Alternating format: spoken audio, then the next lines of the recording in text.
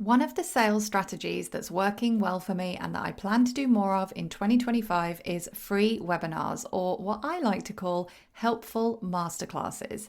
If you want the entire strategy from idea to implementation, especially how to do it the soulful way that feels aligned with your values and sells your offers, then my masterclass magic course is currently on flash sale until January 24th with a live Get It Done week starting January 27th. Visit ruthpoundwhite.com/mm to find out more. That's ruthpoundwhite.com/mm. There's one thing that is central to all of my marketing and that I really want to expand on in 2025. In this episode, I'm going to share all of my email marketing goals and how I'm planning to reach them this year.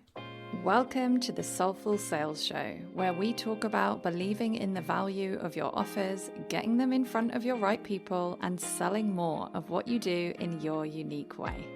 Hi, and welcome back to another episode of the Soulful Sales Show.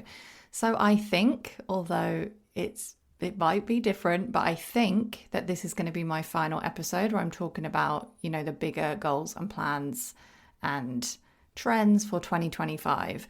And I had to include this episode. I actually recorded the first 2 episodes of the year. So that is the selling ins and outs for 2025 and what I'm doing more and less of to sell my offers in 2025. And after I finished recording them, I couldn't believe I had missed out my email marketing strategy. And I think the reason I didn't go into any detail about email marketing for what I will be focusing on in 2025 is because email marketing is just a given for me. It is so second nature. It is the absolute focus of my marketing, my sales, the nurturing of my audience. It is honestly the core of my business strategy. It has been for years. So I wanted to dedicate an entire episode specifically to email marketing. So let's start with my goals for my email list in 2025. The first goal I'm actually carrying over from 2024, and that is to grow my email list to 10,000 subscribers. Now, this does feel like quite a lofty goal for me because at the time of recording, I have 6,000 subscribers and I've been building up my email list since 2018. So it does feel like a lofty goal. But at the same time, I can see that it is doable, and it always serves me to have a big goal. I plan to reach this goal by doing more of what I've already been doing, which is actually, I'm going to share how I'm growing in the next bit, so I won't go into that now. So my first goal, 10,000 email subscribers in 2025. That would be incredible to reach that milestone.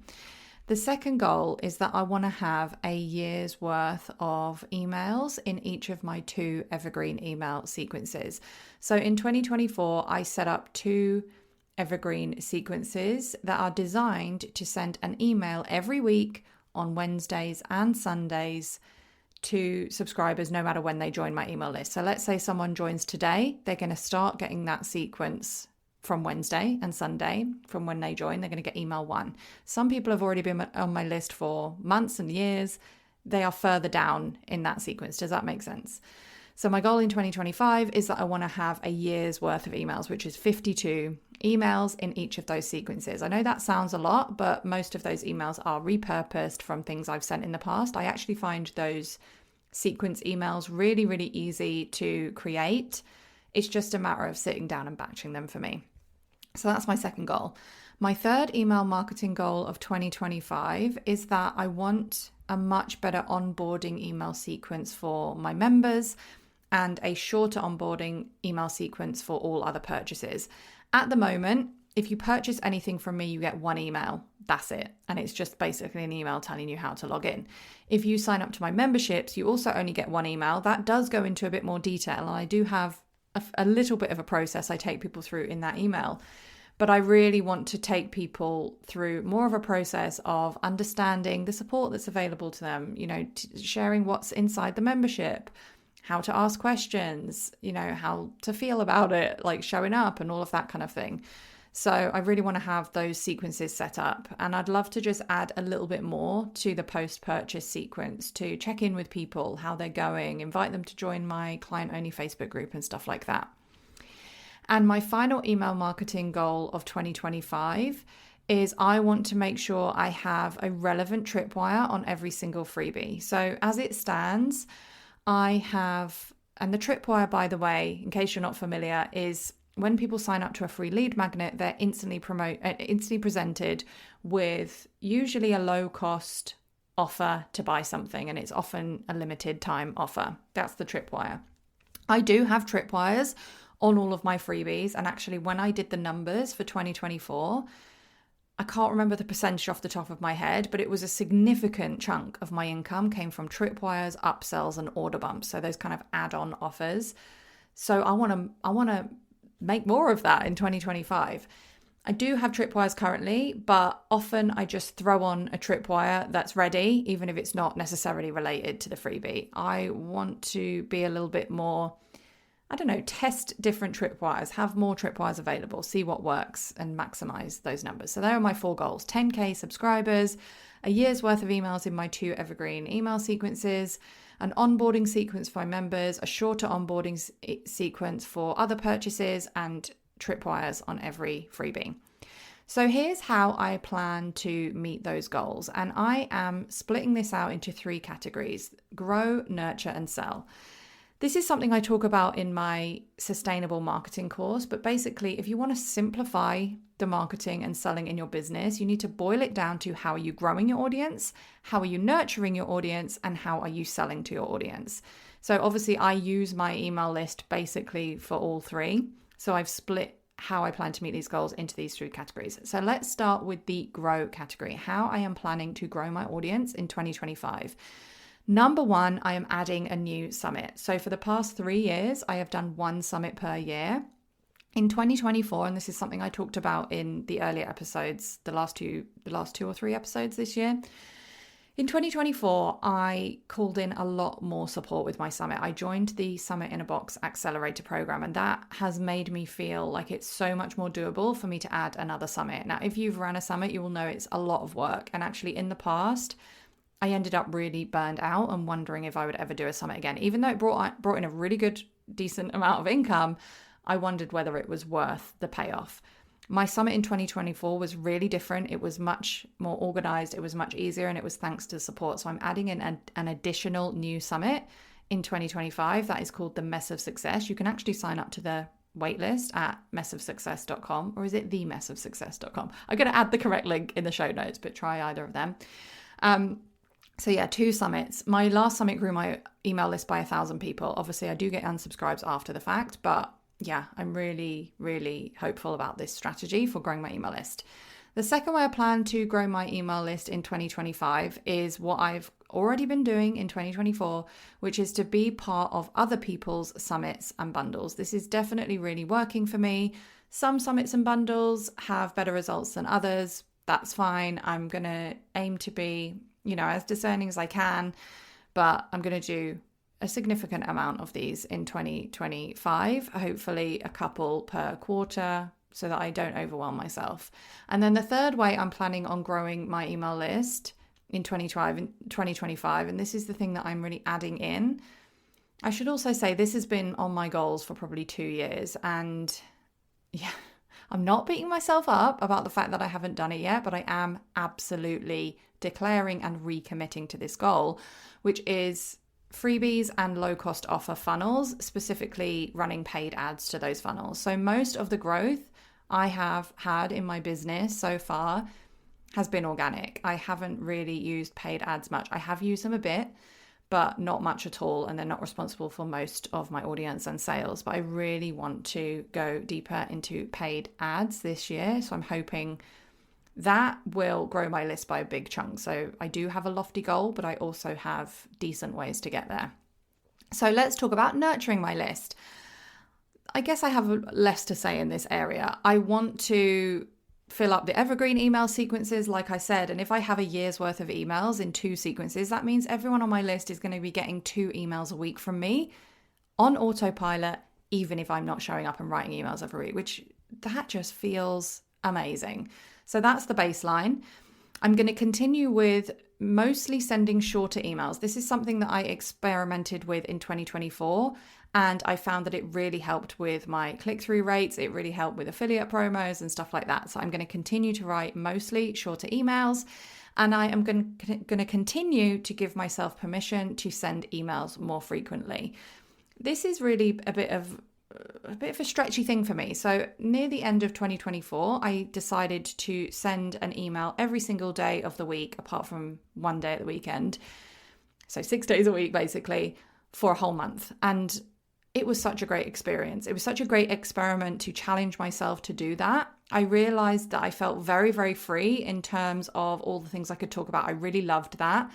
It also made me feel less pressure. You might think you have more pressure sending more emails, but actually you just get in the flow of thinking not every email is my best email, and that's fine.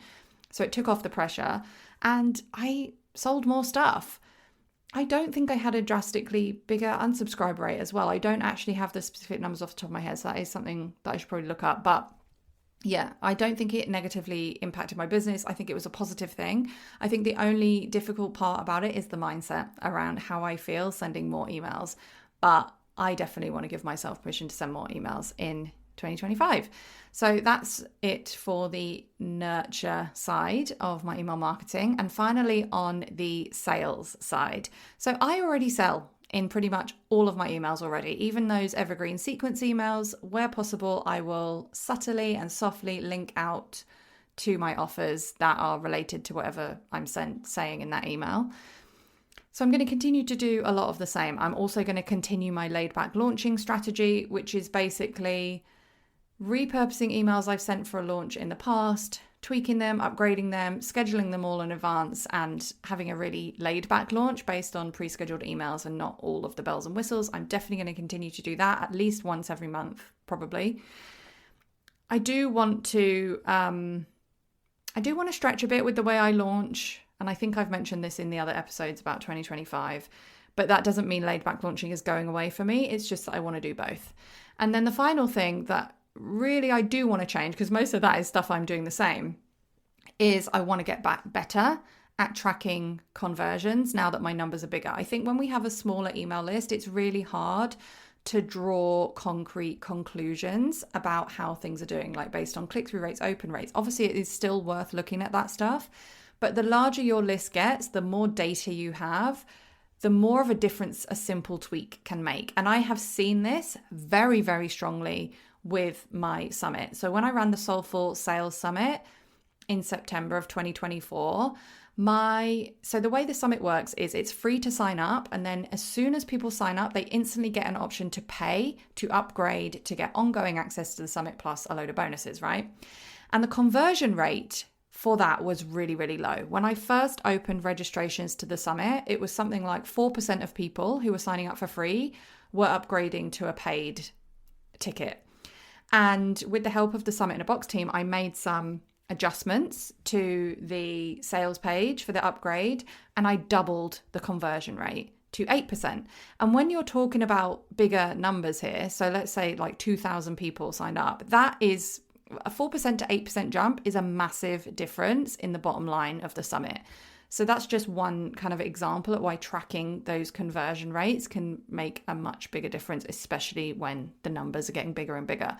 And I want to be the person who is ready for those 10,000 email subscribers. So me tracking and being a bit more scientific about things. I'm not gonna go over the top with it, but I have already set myself up a tracking spreadsheet and things like that. So being a bit more scientific about things is only going to serve me when I have those 10,000 subscribers. I want to start those healthy habits now.